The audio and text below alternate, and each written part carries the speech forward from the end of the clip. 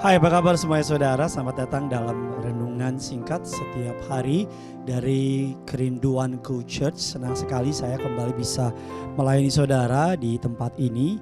Hari ini kita akan belajar, tema pada hari ini adalah si pencuri sukacita, atau yang suka mencuri damai sejahtera sukacita kita dalam menjalani kehidupan kita sebagai orang percaya. Sebelum kita masuk lebih dalam, mari sama-sama kita mau tundukkan kepala. Kita mau bersatu di dalam doa. Bapa yang baik, Bapa yang kami kenal, di dalam nama Tuhan Yesus, kami siapkan hati kami untuk masuk lebih dalam renungan pada pagi hari ini. Kami sadar hidup kami sepenuhnya karena Tuhan dan oleh Tuhan. Karenanya kami mau datang kepadamu. Izinkanlah Tuhan kiranya arah Roh Kudus berbicara kepada kami. Pakai hamba-Mu untuk menyampaikan kabar baik pada hari ini. Siapapun mereka yang mendengar, menyaksikan, setiap mereka diberkati Tuhan dengan luar biasa. Dalam nama Tuhan Yesus, setiap kita yang siap mendengar renungan pada pagi hari ini, sama-sama kita katakan amin. Si pencuri sukacita. Apa sih pencuri sukacita? Hari ini kita akan belajar adalah dengan comparison atau membanding-bandingkan. Tidak jarang kita terjebak dalam sebuah pola membandingkan hidup kita dengan orang lain. Kita membandingkan harta yang kita punya, kita membandingkan pencapaian yang kita miliki, bahkan celakanya kita membandingkan cara Tuhan memakai kita dengan orang lain. Pola membandingkan ini tanpa kita sadari diperhebat lagi dengan yang namanya tren sosial media yang seringkali kerap menampilkan sisi terbaik hidup seseorang. Ironisnya semakin sering kita membandingkan diri, bukannya semakin kita merasa happy atau bahagia, justru semakin kita sulit merasakan damai sejahtera atau sukacita atau kebahagiaan. Membandingkan adalah pencuri sukacita. Ada pepatah yang bilang comparison is a thief of joy. Membanding-bandingkan adalah pencuri dari sukacita. Orang yang suka membanding-bandingkan hidupnya dengan orang lain, maka Alkitab mengatakan akan tercuri bahagianya, akan tercuri sukacitanya. Karena ketika kita membanding-bandingkan, kita tidak menikmati berkat yang Tuhan kasih, tapi kita menikmati berkat yang orang kasih. Gampangnya begini, membanding-bandingkan itu adalah menghitung berkat orang lain, cemburu sama berkat orang lain. Saya percaya membanding-bandingkan adalah sebuah tindakan yang sia-sia. Ada sebuah joke yang mungkin Bapak Ibu pernah dengar.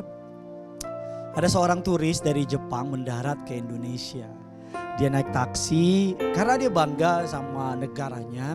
Tiap kali dalam perjalanan dilihat ada mobil ngebut, dia lihat mereknya sebuah merek dari Jepang. Dia bilang, wow, made in Japan. Gak berapa lama kemudian mobil lagi sebelah kanan, merek yang dari Jepang lagi. Saya pasti tahu mereknya apa saja. Made in Japan. Terus demikian, motor lewat, TV lewat dan sebagainya. Dia bilang, itu made in Japan. Karena kesel pengemudi ini, dia bikin argonya jadi sangat mahal. Dan sampai di hotel yang gak terlalu jauh dari bandara, argonya sangat besar. Dan tulisnya bilang, wow, so expensive. Dan driver itu bilang sama orang Jepangnya, made in Indonesia. Orang tuh kalau udah mulai iri hati, pasti mulai aneh-aneh. Nah, ada 3 hal yang kita pelajari hari ini. Mengapa kita gak boleh iri hati? Sebenarnya ada sangat banyak, tapi saya ingin membagikan 3 hal. Yang pertama, iri hati hanya memunculkan 2 perasaan. Perasaan apa? Perasaan lebih baik atau perasaan kurang baik. Cuman itu. Kalau kita membandingkan Yakobus 3:16, sebab di mana ada iri hati dan mementingkan diri sendiri, di situ ada kekacauan dan segala macam perbuatan jahat. Membandingkan pasti kuncinya atau menggerakkan yang namanya iri hati. Kebahagiaan Anda tidak ditentukan oleh kebahagiaan orang lain. Pencapaian saudara gak harus dibandingin sama pencapaian orang lain. Karena every one of us battle-nya beda-beda. Panggilannya juga beda-beda. Kita saja diciptakan dengan bentuk muka yang berbeda, dengan latar belakang yang berbeda, dan juga dengan panggilan yang berbeda. Kalau kita suka membandingkan, kalau kita merasa lebih baik, kita jadi sombong. Kalau kita merasa kurang baik, kita jadi rendah diri. Jadi membanding-bandingkan cuma dua perasaan itu. Kalau kita lihat orang misalnya, bagusan gua seumur dia udah jadi manajer, gua seumur dia udah nikah, jadinya sombong.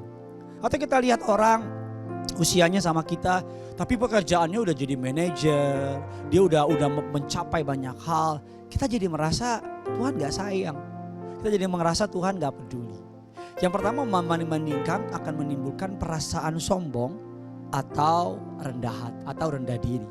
Yang kedua, orang yang suka membanding-bandingkan, 1 Timotius 6 ayat 6 dan ke-8, memang ibadah itu kalau disertai rasa cukup memberi keuntungan besar.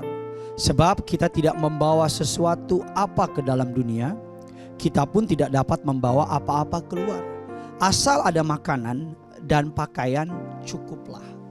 Yang kedua, membanding-bandingkan akan membuat kita tidak pernah merasa puas. Kita akan selalu merasa hidup kita kurang. Kita akan selalu merasa bahwa Tuhan itu punya favorit son and daughter. Kita merasa bahwa Tuhan itu pilih kasih. Kita merasa bahwa pencapaian yang kita dapati harusnya kita sikapi dengan ucapan syukur. Tapi kita sikapi dengan yang namanya tidak mengucap syukur. Amsal 27 ayatnya yang ke-20 bilang demikian. Dunia orang mati dan kebinasaan tak akan puas. Demikian mata manusia tak akan puas. Tuhan tahu kecenderungan hati manusia itu gak pernah puas. Coba ya dapat gaji 3 juta, dapat 3 juta, coba ya 5 juta, dapat 5 juta, coba ya 7 juta. Kita naik motor, aduh enak ya naik mobil. Dapat mobil, aduh enak ya mobilnya mereknya ini.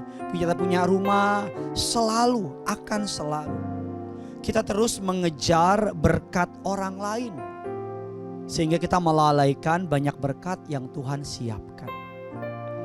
Tentu kita gak mau menyia-nyiakan berkat Tuhan, betul? Yang kedua, orang yang tidak suka membanding-bandingkan adalah orang yang tidak pernah merasa puas alias tidak dapat mengucap syukur. Yang ketiga, Galatia 6 ayat yang keempat, baiklah tiap-tiap orang menguji pekerjaan sendiri, maka ia boleh bermegah melihat keadaannya sendiri dan bukan melihat keadaan orang lain. Membanding-bandingkan akan membuat kita melalaikan tujuan dan panggilan kita. Dengan kata lain, tujuan panggilan kita harus kita fokuskan.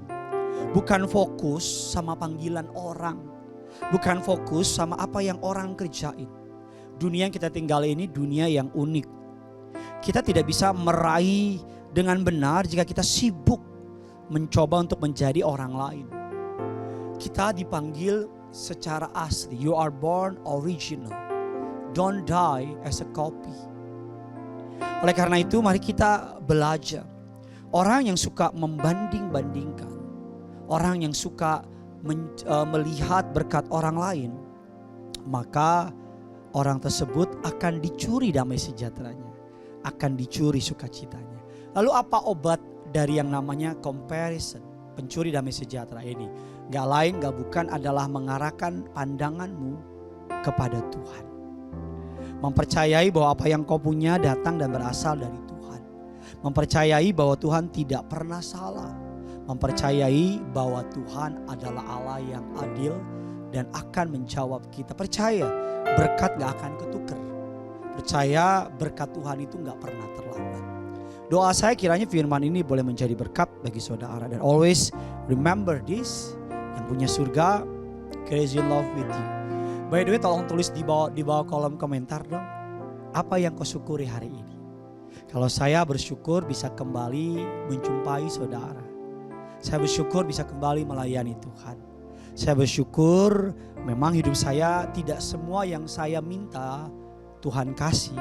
Tapi semua yang saya perlukan Tuhan Yesus sediakan. Mari sama-sama kita datang sama Tuhan. Haleluya. Yesus kau kebenaran yang menyelamatkanku.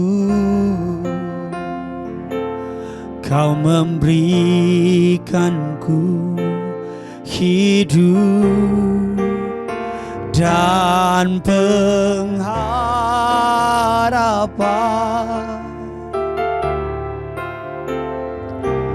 Ku ikut kehendak-Mu,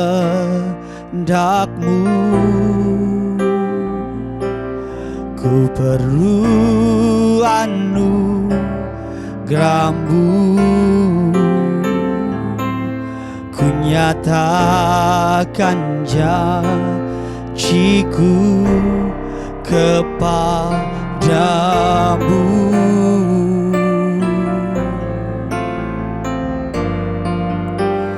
Kalau ku hidup bagi-Mu, hatiku tetap menyembah-Mu. Dunia tak bisa menjauhkanku dari kasih-Mu.